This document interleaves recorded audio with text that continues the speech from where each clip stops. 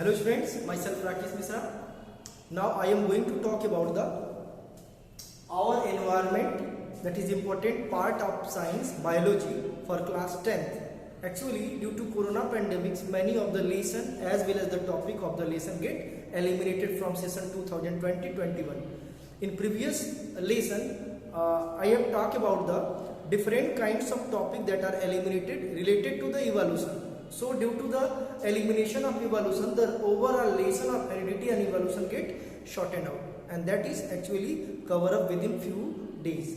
The importance of heredity will actually measure from the heredity and evolution chapter. So revise them thoroughly and practice more and more questions that probably will ask in previous examination. So actually after the heredity and evolution, there is no more topic and there is no more chapter that are related to the biology available except our environment. This will be the last chapter of class 10th that may assist in the final examination, because apart from our environment, only one chapter remain in our syllabus, that is natural resource, that may not ask in the final examination, that will ask only in the internal home examination. That is, there is no matter of board question related to the natural resource. So this one will be our environment chapter is related to the board, and this one will be the last lesson for class 10th students related to biology.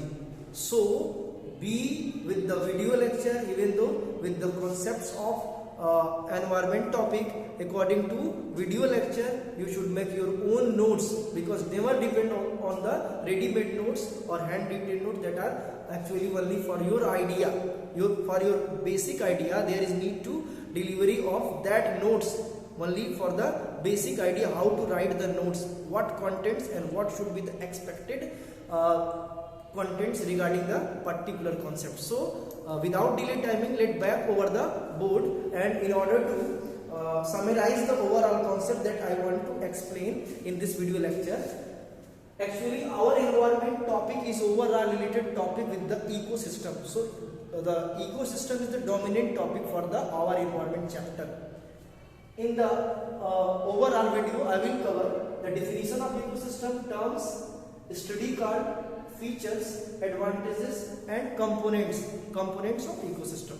Actually environment means the surrounding of our atmosphere, that is the surrounding that we live are actually called atmosphere, that is environment.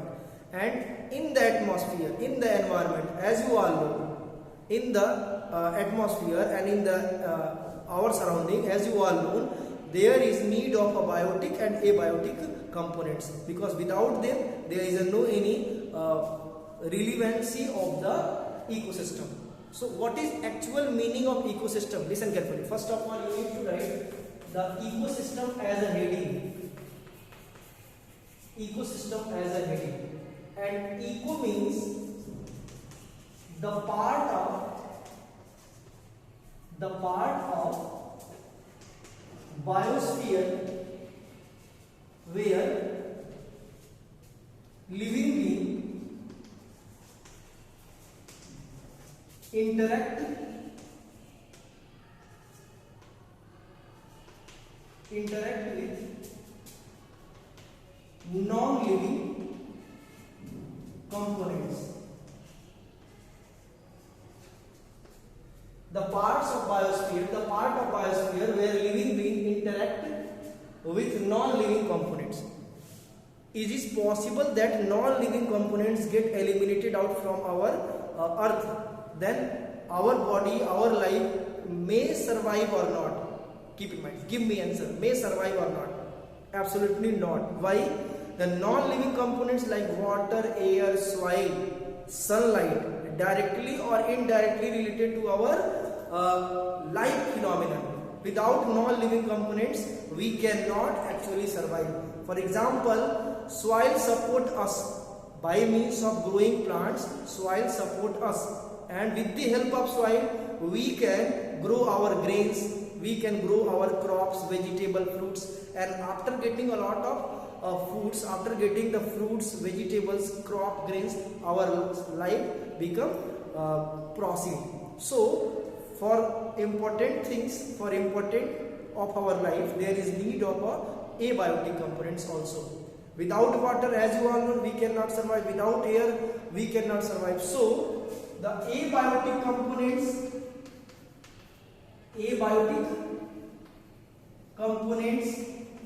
like soil, water, air, sunlight directly affect to the biotic components.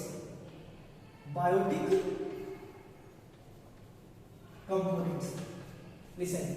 So biotic and abiotic components both collectively form a system, and that system is known as ecosystem. So what about the ecosystem? The part of biosphere.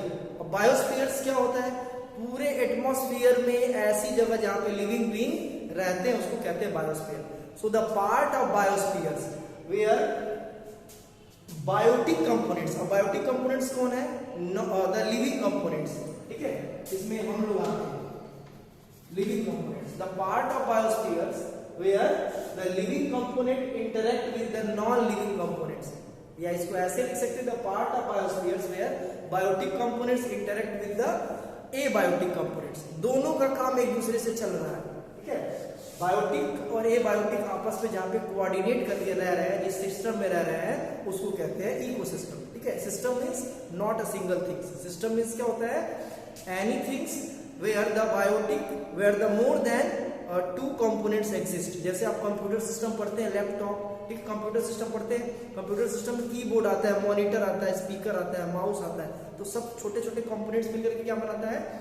वो बनाता है system. ऐसे ही यहाँ पे ecosystem की बात करेंगे हम. तो इकोसिस्टम में कौन सी चीजें मिलकर के इकोसिस्टम बनाती है? तो बायोटिक कंपोनेंट्स और abiotic components. Without biotic components, abiotic components can not actually form the ecosystem. So there is a need of interaction between biotic and abiotic component. दोनों रह रहे हैं, दोनों एक दूसरे पे कोई मतलब नहीं रख रहे हैं, तो भी सिस्टम नहीं है. इसका मतलब क्या है कि बायोटिक कंपोनेंट्स का एबायोटिक पे डिपेंडेंट आपको शो कराना पड़ेगा. तो इकोसिस्टम का मतलब क्या हुआ? तो पहले तो इकोसिस्टम का हम डिफिनेशन लिख दे रहे हैं. इंटरेक्शन सीधे लिख लीजिए कॉपी में. द सिस्टम वेयर, कॉपी में आप लिख सकते हैं, पहले तो डिफिनेशन पे आ जा रहे हैं. System where abiotic components of biospheres interact with the biotic components. System where abiotic components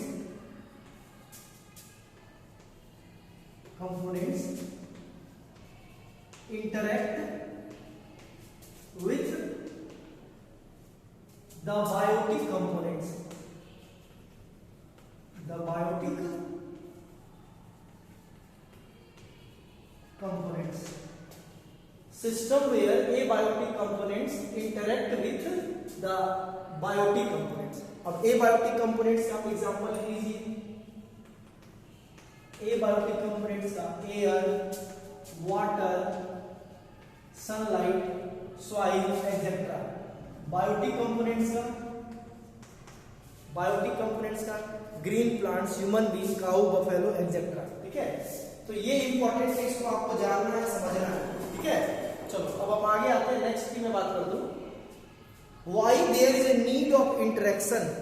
Why there is interaction required? Listen करके इंटरेक्शन ये क्यों जरूरी होता है, ये आपको जानना है. ये इंटरेक्शन जरूरी क्यों होता है? ये इंटरेक्शन हमारे बायोटिक एनवायरनमेंट में हमारे साथ क्यों जरूरी होता है, लिविंग बीइंग के साथ क्यों जरूरी होता है. ठीक है, तो आप importance of soil, importance of air, importance of water का एक एक एग्जांपल लिख करके आप इसको एक्सप्लेन कर सकते हो. तो एक आप इसके साथ लिख लीजिए कॉपी में एसोसिएट करके. Advantages of ecosystem in our environment. Advantages of ecosystem in our environment.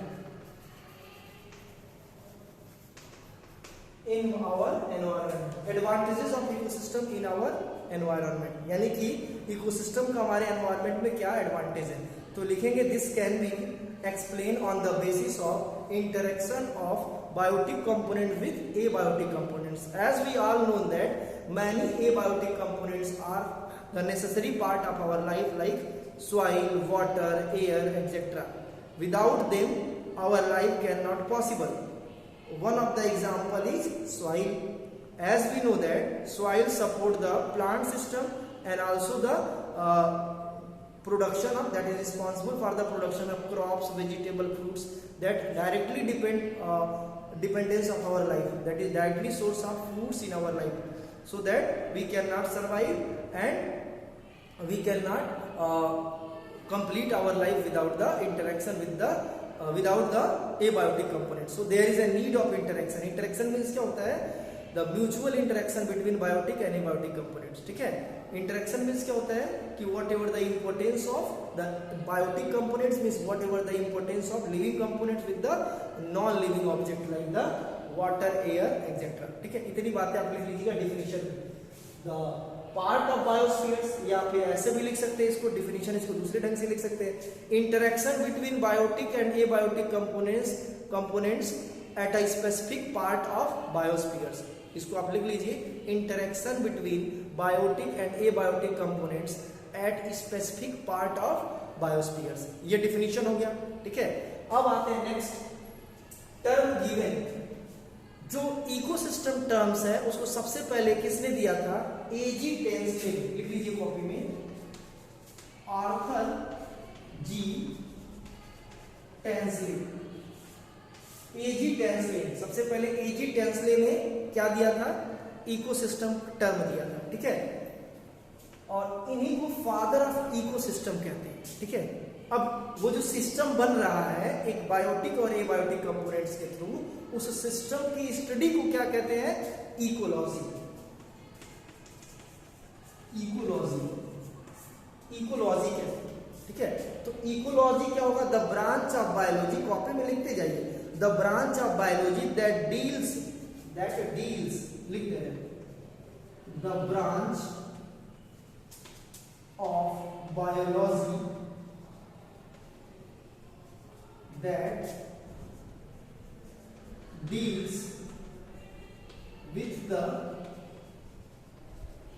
study of ecosystem called ecology. देखो, लॉकस वर्ड कहीं भी आ जाता है, उसका मतलब होता है क्या? स्टडी. बायोलॉजी, फिजियोलॉजी, ठीक है, ऐसे मॉर्फोलॉजी. तो ये लॉजी वर्ड आ गया तो किसके लिए आया है? स्टडी के लिए. किसकी स्टडी के लिए? इकोसिस्टम की स्टडी के लिए. इसको और बढ़ा के लिखना चाहते हैं तो इसको ऐसे भी लिख सकते हैं, the branch of biology that deals with the study of interaction between biotic and abiotic components in a particular biospheres, in a particular part of biospheres there will be the ecosystem. ठीक है, ecology. तो ecology भी clear हो गया. Ecosystem. Ecology जो है, ecology जो terms है उसको अर्नस्ट हैकल ने दिया था. नोट कर लीजिए, the terms ecology was given by Ernst Haeckel. But broad term में इसकी स्टडी के नाते father of ecology Alexander von Humboldt को बोला जाता है. Father of ecology Alexander von, लिख दे रहे हैं यहां पे, Alexander von Humboldt. HUMBOLDT. Alexander von Humboldt called father of ecology. But the term ecology was given by Ernst Haeckel. ठीक है, वही और पैदा करता है, नाम तो कोई भी रख सकता है ना. तो ये इंपॉर्टेंट सारी चीजें हैं, इसको आप अपनी कॉपी में लिख लीजिए. तो यहाँ पे मैंने कवर अप क्या क्या कर लिया है. डिफिनीशन कवर हो गया, टर्म्स गिवन, स्टडी कार्ड्स. ठीक है, और फीचर्स, एडवांटेज भी हमने कवर अप कर लिया. एडवांटेज को कैसे आप लिखेंगे? Advantage can be written by you in your own language by taking the example of role, by taking the role of abiotic components in our life, like role of water, role of soil, role of air in our life, etc. ठीक है, इसका example लेकर के आप copy में लिख डालेंगे. ठीक है, अब हमारा टर्म क्या बच गया है? बच गया है फीचर्स और कंपोनेंट्स, फीचर्स एंड कंपोनेंट्स को मैं एक्सप्लेन कर दे रहा हूं, ठीक है। Features of ecosystem, features, next heading will be features of ecosystem, पूरा हेडिंग डालना है, फीचर्स ऑफ इकोसिस्टम, ठीक है। लिसन केयरफुली, इकोसिस्टम में बी टू शॉर्ट, इकोसिस्टम में बी टू शॉर्ट, इकोसिस्टम बहुत छोटा हो सकता है। फॉर एग्जाम्पल, आप स्लाइड पे एक पॉन्ड वाटर की स्टडी कर रहे हैं, that is the example of shortest ecosystem. अब स्लाइड में जो वाटर है वो क्या है भाई, एबायोटिक कंपोनेंट्स। बायोटिक और एबायोटिक का कॉन्सेप्ट क्लियर हो गया आपका। बायोटिक मीन्स होता है लिविंग कंपोनेंट्स, एबायोटिक मीन्स होता है नॉन लिविंग कंपोनेंट्स। तो आप स्लाइड पे, एक छोटे से स्लाइड पे अगर आप माइक्रोस्कोप में लेकर के स्टडी करें तो स्लाइड पे क्या ले रहे हैं, पॉन्ड का वाटर ले रहे हैं, पॉन्ड से, पोखरे से लेकर के पानी स्लाइड पे अगर पुट अप कर रहे हैं और माइक्रोस्कोप में देख रहे हैं तो आपको क्या दिखेगा, छोटे छोटे माइक्रो ऑर्गेनिजम्स। तो माइक्रो ऑर्गेनिजम्स क्या है, लिविंग कंपोनेंट्स, और जो वाटर है, स्लाइड है, वो नॉन लिविंग कंपोनेंट्स है। यानी कि अगर कोई ऐसी जगह जहाँ लिविंग और नॉन लिविंग कंपोनेंट्स अवेलेबल है और एक सिस्टम बन रहा है, वो क्या है, इकोसिस्टम है, ठीक है। ऐसे ही आप जो है कहीं एक जो है थोड़ा सा पिलेट्स जो है शुगर गिरा दीजिए, ऐसे गिर गया आपके हाथ से, या कुछ खा रहे, हनी खा रहे, एक ड्रॉप गिर गया, तो हनी एक ड्रॉप जहां गिरा ना वहां पे चींटियां कुछ लग जाती है, सिस्टम। भाई हनी क्या है, नॉन लिविंग है, ठीक है। शुगर क्या है, नॉन लिविंग है। चींटी क्या है, लिविंग है, इंटरेक्शन हो गया। ऐसा हमारा सिस्टम जो बायोटिक और एबायोटिक जहां पे अवेलेबल है वो क्या है, इकोसिस्टम है, ठीक है। टू शॉर्ट, इकोसिस्टम में भी टू लॉन्ग और टू ब्रॉड और टू बिग। इकोसिस्टम बहुत बड़ा हो सकता है। फॉर एग्जाम्पल, होल अर्थ, पूरा अर्थ है इकोसिस्टम।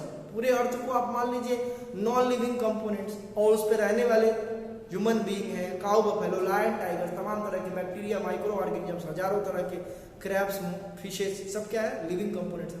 पूरे अर्थ को मान लीजिए आप इकोसिस्टम, ठीक है। Third, the ecosystem may be temporary. Ecosystem क्या है, टेम्पररी है, अभी है और अभी खत्म हो सकता है। फॉर एग्जाम्पल, मैंने अभी बताया था कि the sugar pellet surrounded by ends. Example, जब आपका एक पिलेट छोटा सा दाना चीनी का गिरता है तो कुछ समय के बाद चीनी दिखता नहीं है। जब तक है तब तक तो है, इकोसिस्टम छोटा सा बना हुआ है, लेकिन जब नहीं है तो वहां पे इकोसिस्टम का एग्जिस्टेंस नहीं। रेन ड्रॉप जो गिरता है, रेन ड्रॉप्स कहीं फ्लो करके जा रहा है, वो कुछ समय के लिए जहाँ ठहरा हुआ है वो इकोसिस्टम बना हुआ है, सूख गया, इकोसिस्टम खत्म, ठीक है। इकोसिस्टम क्या होता है कि कहीं भी living components non living components के साथ इंटरेक्ट कर रहा है, एक दूसरों की जरूरतों को पूरा कर रहा है, वो क्या है, इकोसिस्टम, ठीक है। इकोसिस्टम में भी परमानेंट, इकोसिस्टम परमानेंट भी हो सकता है, लंबे समय तक चलने वाला। For example, mountain, earth, overall earth को ले लीजिए, ठीक है, परमानेंट इकोसिस्टम के example. So these are the key features for ecosystem, ठीक है। Now back to the components of ecosystem, very important, components of ecosystem. Now the components of ecosystem, this is very important for you. Components of ecosystem, the basic key components of ecosystem is the abiotic components and biotic components. Abiotic components and biotic components. Abiotic components, as you all know, abiotic components is soil, water, air, sunlight, minerals in the soil, minerals in the water, minerals that is atoms present in the air, different kinds of gas present in the air are actually the ingredients of air, water and soil. Sunlight, these are the different abiotic components and example of abiotic components. As I introduced you in the previous in the beginning of video lecture, these are the example of abiotic components. But basic key points for the components of ecosystem is biotic components. Now back to the biotic components. Biotic components are basically associated with the few important terminology that you ever listen. before it you ever listen regarding the abiotic components. We directly say human being, cow, buffalo, lion, tiger, bacteria, viruses, etc. are the biotic components. But actually, what are the important concept and terminology that are associated with the ecosystem? उसको हमको mention करना, कौन कौन से important terms plants के लिए, कौन से important terms हम लोगों के लिए, कौन से important माइक्रो ऑर्गेनिजम्स के लिए यूज होते हैं. ठीक है, तो यहाँ पे important terminology पे आप मेंशन कर दे रहे हैं. The biotic components part 1 is producer. The second components, biotic components, is the consumer, and third one is decomposer. These are the important terminology that are associated with the different kinds of living being. Producer ये living being है, consumer और decomposer ये group of living being है, ये सब living being है, लेकिन special उसके लिए टर्म दिया गया है क्योंकि प्रोड्यूस करने वाले, कंज्यूम करने वाले, डिकम्पोज करने वाले कि एक ग्रुप को बोलते हैं प्रोड्यूसर, कंज्यूमर और डिकम्पोजर. ये सब लिविंग बीइंग है, बायोटिक कंपोनेंट्स है. अब एनवायरमेंट में, इकोसिस्टम में कौन सा ऐसे ऑर्गेनिजम्स है, कौन से ऐसे ग्रुप ऑफ लिविंग बीइंग है जो कुछ ना कुछ प्रोड्यूस करते हैं, फूड खुद बनाते हैं, खुद प्रोड्यूस करते हैं और हमारे इकोसिस्टम में, हमारे एनवायरमेंट में हमको फूड की सप्लाई देते हैं. कौन से ऐसे ऑर्गेनिजम्स हैं? Green plants. ठीक है, ग्रीन प्लांट्स किसी से हेल्प नहीं लेते हैं, खुद भोजन बनाते हैं और अगले किसी दूसरे एनिमल्स को अपनी फूड की सप्लाई देते हैं. एनिमल्स में कोई एनिमल्स अपना फूड नहीं बना देता है. ठीक है, कोई एनिमल्स अपना फूड नहीं बना पाता है. ठीक है, और वो सीधे सीधे प्रोड्यूसर पे डिपेंड रहता है. तो ऐसे एनिमल जो डायरेक्ट प्रोड्यूसर पे डिपेंड रहते हैं उसको बोलते हैं प्राइमरी कंज्यूमर. कंज्यूमर में भी बहुत सारी वैरायटी है. ऐसे एनिमल जो प्राइमरी कंज्यूमर पे, जैसे प्राइमरी कंज्यूमर का एग्जांपल ले लें, हिरन. ठीक है, डियर की मैं बात कर दूं, गोट की, बफेलो की. ठीक है, ऐसे एनिमल्स जो वेजिटेरियन होते हैं, हर्बीवर्स होते हैं, करेंटली डायरेक्ट जो है प्लांट्स पे, ग्रीन प्लांट्स पे डिपेंड रहते हैं, उसको बोलते हैं प्राइमरी कंज्यूमर. ठीक है, और वो प्राइमरी कंज्यूमर, देखो बेसिक सोर्स ऑफ एनर्जी हमारे एनवायरनमेंट का, हमारे इकोसिस्टम का सनलाइट है. सनलाइट से डायरेक्ट एनर्जी हम नहीं ले सकते. सनलाइट से एनर्जी कौन लेता है? प्रोड्यूसर लेता है. ठीक है, so producer are the part of our ecosystem that fix the energy in form of sunlight, that is in form of their store food materials. और वो स्टोर फूड मटेरियल्स को कौन लेता है? डायरेक्ट हर्बीवर्स, क्योंकि कॉर्निवर्स डायरेक्ट प्लांट्स पे depend नहीं रहते. तो एनर्जी अगर हर्बीवर्स को लेना है तो वो ग्रीन प्लांट्स पे डिपेंड रहेगा. ग्रीन प्लांट्स को एनर्जी कहाँ से मिलता है? सन से. अब ये कंज्यूमर में, और सेकेंड टाइप ऑफ कंज्यूमर है, सेकेंडरी कंज्यूमर की बात कर दूं तो कार्निवर्स की मैं बात कर रहा हूँ.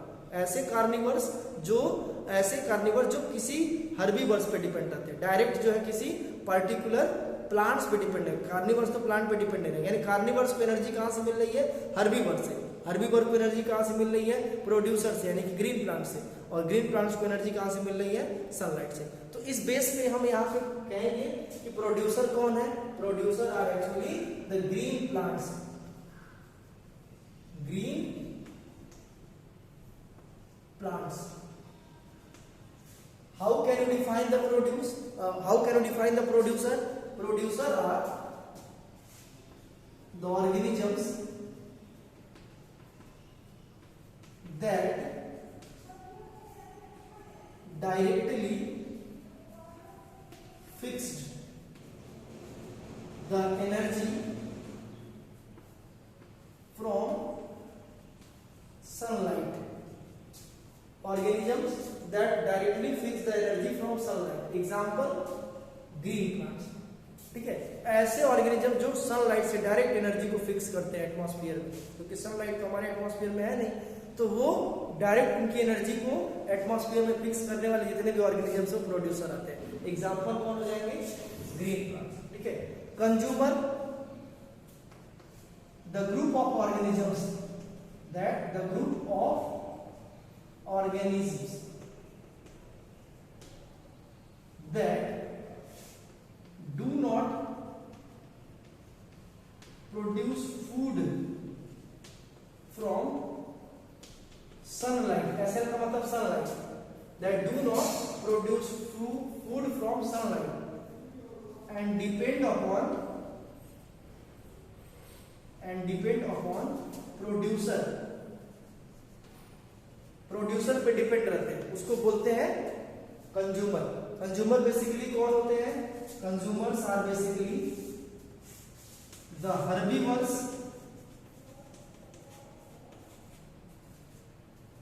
कार्निवर्स, ओमनिवर्स नहीं होते, ओमनिवर्स डिपेंडेंट नहीं होते, ठीक है। ओमनिवर्स का कोई ठिकाना नहीं है, वो कभी प्योर हर्बीवर्स हो सकते हैं, कभी प्योर कार्निवर्स होते हैं। ओमनिवर्स का इकोसिस्टम में कोई प्लेस नहीं होता। अब यहाँ पे हर्बीवर्स को क्या बोलेंगे? Primary consumer. प्राइमरी कंज्यूमर कौन है? जो डायरेक्ट ग्रीन प्लांट पे डिपेंड है, उसको बोलते हैं प्राइमरी कंज्यूमर, ठीक है। ये क्या है? Primary consumer, primary consumer. और कार्निवर्स, अब कार्निवर्स की दो कैटेगरी है। जैसे मान लो कि कोई डियर को खा लिया, ठीक है। कोई डियर क्या खा रहा है? कोई ग्रीन प्लांट्स खा रहा है, और उसको कोई जैकॉल उसको मार के खा रहा है, ठीक है। जैकॉल को तुरंत लायन आकर के खा लिया, तो वहां पे लायन का प्ले स्टॉप पे चला जाएगा, यानी कि वो टर्शियरी कंज्यूमर हो जाएगा, और जैकॉल वहां पे सेकेंडरी कंज्यूमर था, और जो डियर का वो प्राइमरी कंज्यूमर था। तो प्राइमरी कंज्यूमर जो प्लांट पे डिपेंड रहते हैं वो तो क्लियर हो गया। सेकेंडरी और टर्शियरी पे लोचा है। सेकेंडरी को कैसे एक्सप्लेन करेंगे? The group of living organism that depend upon the primary consumer called secondary consumer. ऐसे ही आप टर्शियरी, क्वाटरनरी कुछ भी लिख सकते हैं। तो सेकेंडरी कंज्यूमर, टर्शियरी कंज्यूमर, यहां तक तो आपको कॉपी में लिखना है। तो कार्निवर्स क्या होते हैं? Secondary and tertiary consumer, tertiary consumer. Secondary consumer को कैसे लिखेंगे? Organism that depend upon primary consumer called secondary consumer. Tertiary consumers, organism that depend upon the secondary consumer called tertiary consumer. Example अगर आपको secondary consumer का देना है तो लिखेंगे when deer eat plants and sometimes if the wolf eat to deer, there will be the secondary consumer. Tertiary consumer, when deer eat plants and wolf attack to deer and kills in order to complete their food, but after some time the wolf further killed by the lion, so over there lion will be the top level consumer or tertiary consumer. ठीक है, बहुत आसान है, इसको लिख लेना, समझ लेना। धीरे धीरे मैं इसको समझा दूंगा कि इसमें और ढेर सारे कॉन्सेप्ट क्या जो बोर्ड में पूछे जाते हैं। डिकम्पोजर क्या होते हैं? अब इनको जैसे लाइफ टाइम तो इनको जिंदा नहीं रहना, कभी न कभी मरना है, चाहे वो प्राइमरी कंज्यूमर, सेकेंडरी और टर्शियरी हो या फिर प्रोड्यूसर ही क्यों ना, ये सब मरते हैं तो इनको डिकम्पोज, अब इनकी बॉडी को छोटे छोटे पार्ट में डिकम्पोज करने का तरीका कौन ले रखा है? डिकम्पोजर्स। सो decomposers are actually micro organisms. इसको कैसे डिफाइन करेंगे? Micro organisms, micro organisms that decompose or degrade, microorganisms that degrade the organic matter in our surrounding, organic matter in our surrounding, microorganisms that degrade the organic matters in our surrounding called as decomposers. Example bacteria, fungi, note कर लीजिए copy में, bacteria, fungi, keep in mind. So all about the definition, discovery as well as the study of ecosystem is over in this video lecture. Also you need to focus over the components of ecosystem, that is very important. And what are the components? The components, abiotic components, I think that is only for interaction, that is only for their need, but the biotic components like the producer, consumer and decomposers, you need to focus only over the secondary consumer and tertiary consumer, because primary consumer is clear, the organism that depend upon the plant's primary consumer, secondary and tertiary consumer with the example. In next video lecture I will describe what are the other concept of ecosystem and the different trophic level as well as the use and role of herbivores, carnivores, that is the primary consumer, secondary consumer and tertiary consumer. Thank you.